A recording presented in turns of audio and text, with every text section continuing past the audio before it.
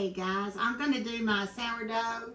It's time to start that. This sourdough that I do was from the 1970s thereabout, and it was called Herman bread, and you may be familiar with that. This is what I do because I love the way it tastes. It's light and it's fluffy. So let's go. Let's make some bread. We're going to start today by adding 1.5 cups of water. This is going to be our dough. We're going to add 1/3 of a cup of sugar. We're also going to add 1/2 cup of oil to this, a tablespoon of salt, and I'm not one to, this I'll measure pretty well, but the salt, I kind of know how much we need to put in.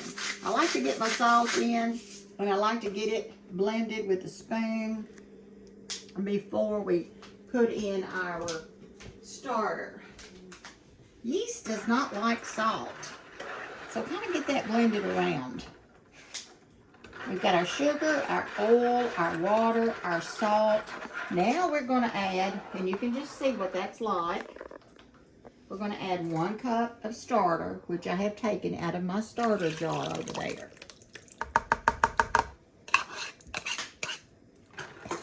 Some people call this potato flake sourdough bread because you do feed your starter with potato flakes. So you may be familiar with that recipe now that I've said that.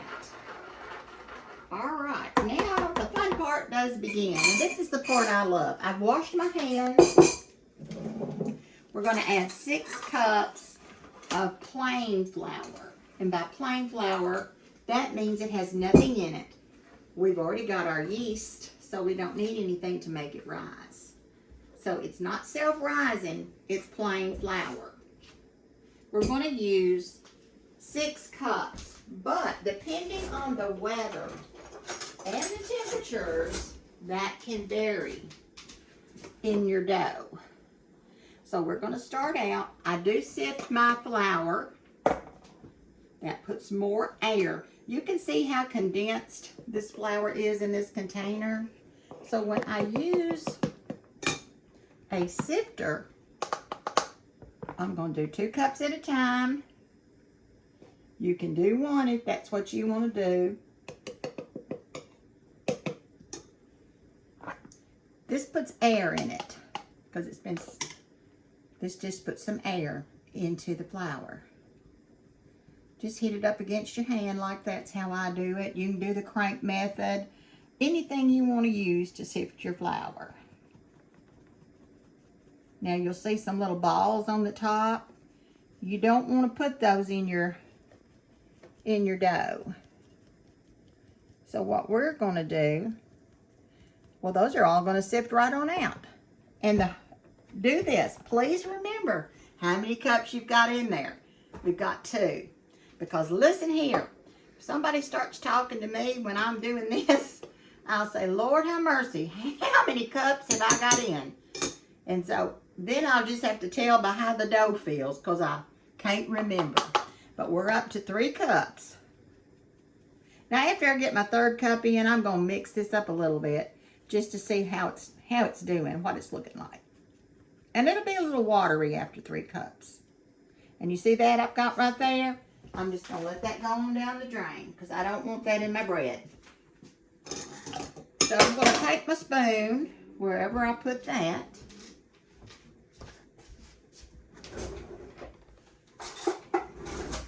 I've got my spoon. I'm going to go and mix it up a little bit just to see how it's doing. Ooh, I wish y'all could smell it. And if you look down, you can see all kind of bubbles in there. You know, I've made this bread a long time, and I've never had not one person, not even one, tell me, oh, that was the tackiest or the worst bread I've ever tasted. Nobody said a word to me. Not anything ugly at all. Gosh, I wish you could smell it. That's 4.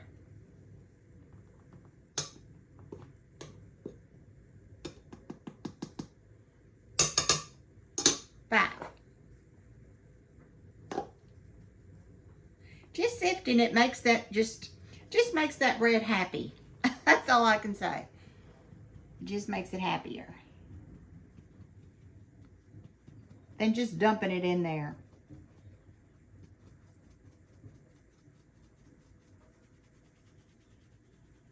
All right, got a little crumbles in there, so I'm gonna throw those out. And I'm gonna mix it again. Just because I like to see where we're getting with the flour that's coming in. Now we're gonna put one more cup in and see if it's getting shaggy yet. I like a plastic bowl. A lot of people use glass. I like to have something light in my hands and on my wrist. So I use a plastic bowl. All right, see, our dough is still too shaggy. So we're gonna go for our 6th cup of flour. And I have gone up to 7 before. Like I said, depending on the weather. Number 6.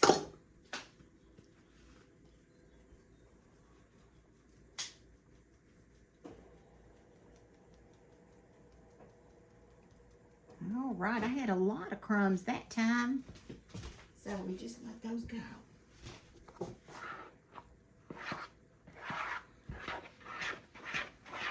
Now this gives you a lot of good arm exercise.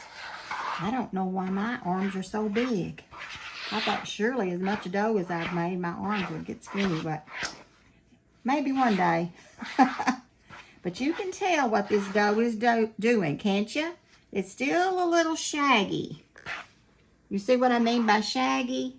It's gonna be hard to handle.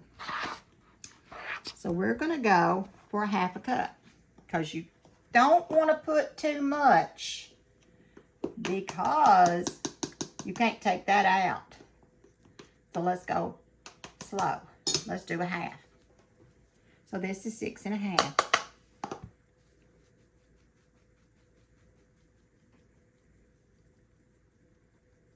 We got a lot of junk that time.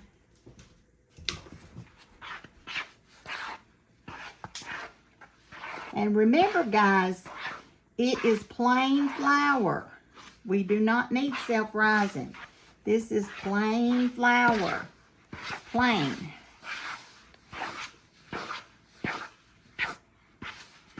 You can make this in a mixer if you want to. If you've got that little dough thing on your mixer. I have one of those. I don't like using that. I just like playing with the dough. But you can do that. Now, I think it's still too shaggy. So we're going to get another 1/2. Another 1/2 cup.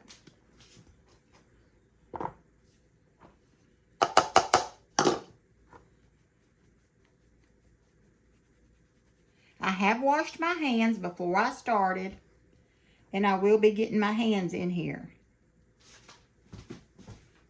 Because that's the whole point of making the bread. To me, you got to get in there and see what it feels like. Work it up. Roll it around.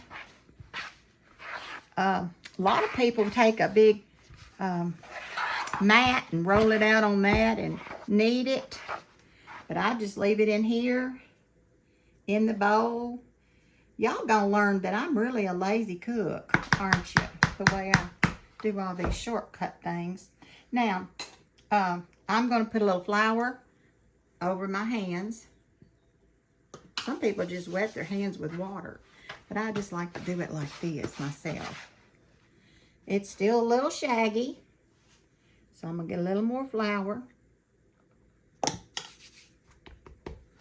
and just work it up. And what you're doing now is you're putting air in there. You're kneading it and turning it over, and when you bake it off, you'll have little bubbles in your bread, and that's because you turned all these little things over. You want to clean your sides off because I'm going to let it rise in this bowl. A lot of people take it out and knead it. That's good if you want to do that. Take it out, lay it on the mat, and knead it. But you know what? I just like to do this. I like to turn my bowl and just work it in. And I'll do this 5 or 10 minutes. There's no set time on doing it. Just do this. Now what we're going to do, after I say that this dough is not too bad, shaggy, it's still little, but not too bad. You see how it's still sticking to the sides just a little? You want it to have a little shag to it, but not a lot.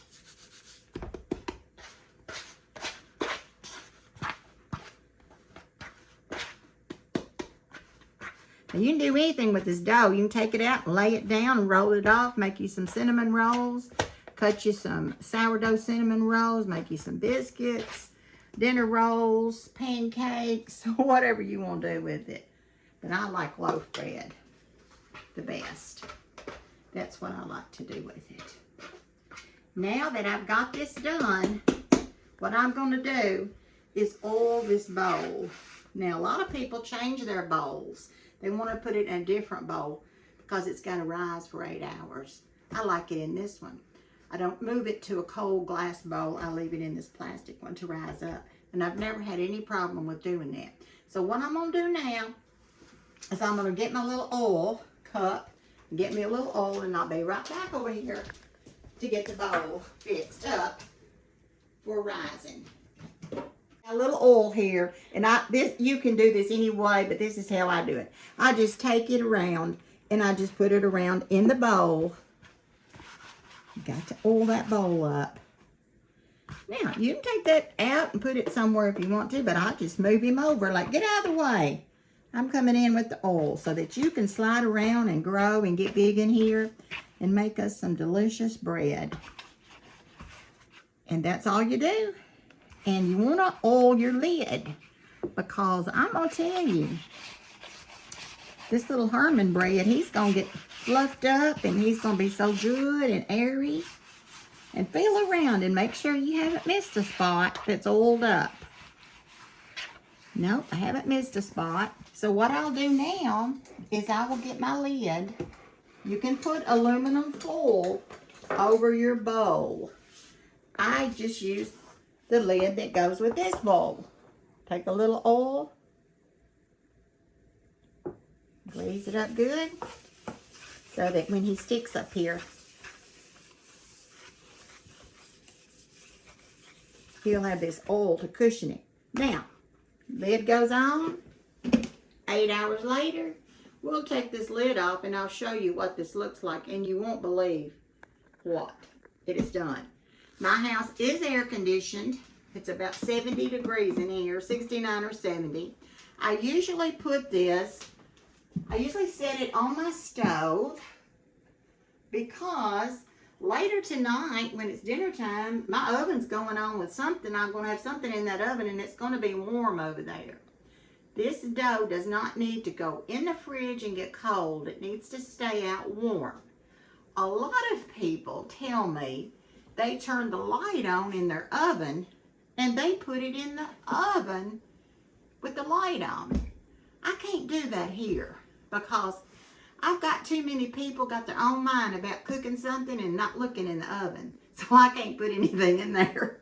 I've got to protect my bread. So I set it on top of the stove, not on a burner that's on, but just over there. You can leave your lights on above the stove if you want to for some extra added heat.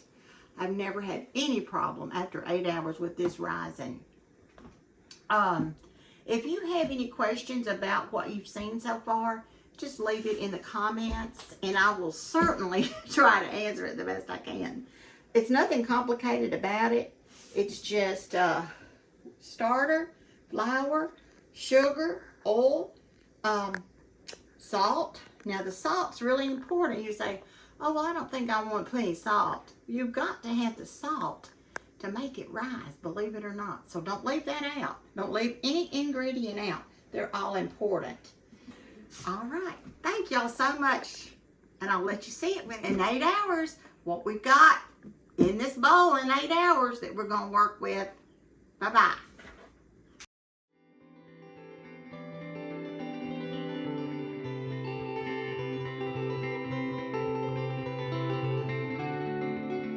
I'm going to put some everything bagel on it just because everybody likes that when I do it.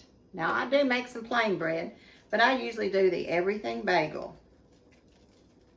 Now, I told you guys this has got a proof 5 hours. You say, well, you've already told us that. Well, you know. One point in my career, I was a clinical educator. And I repeated a lot of things because a lot of people couldn't retain things. There you go. There you go. I'm going to turn you down and show you what I'm going to do next.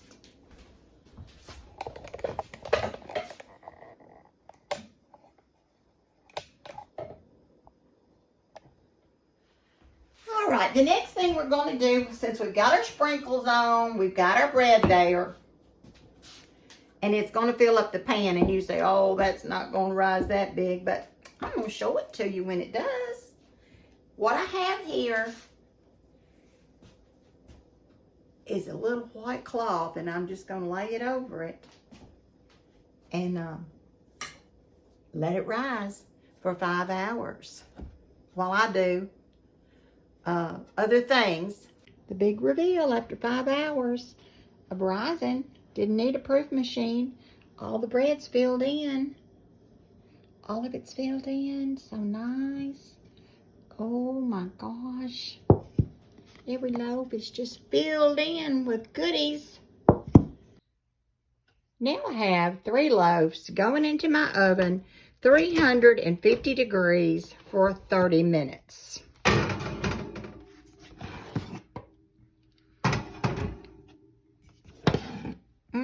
Does it smell good? And it hadn't even started baking yet. 3 loaves in at 350 for 30 minutes. Okay, it's been in here on 350 for 30 minutes. We're going to take it out. And we're going to look at that pan. And we have another pan. How about that one?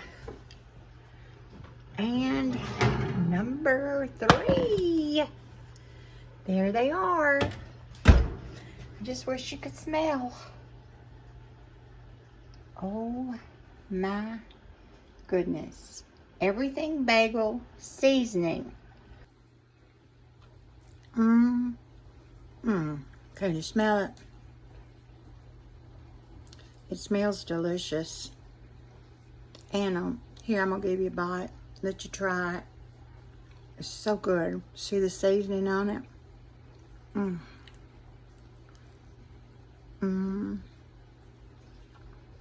don't know what to say. Sourdough bread. So light. It's just so fluffy. It's so airy. It's, I can't explain it. Make it and taste it for yourself. Bye now.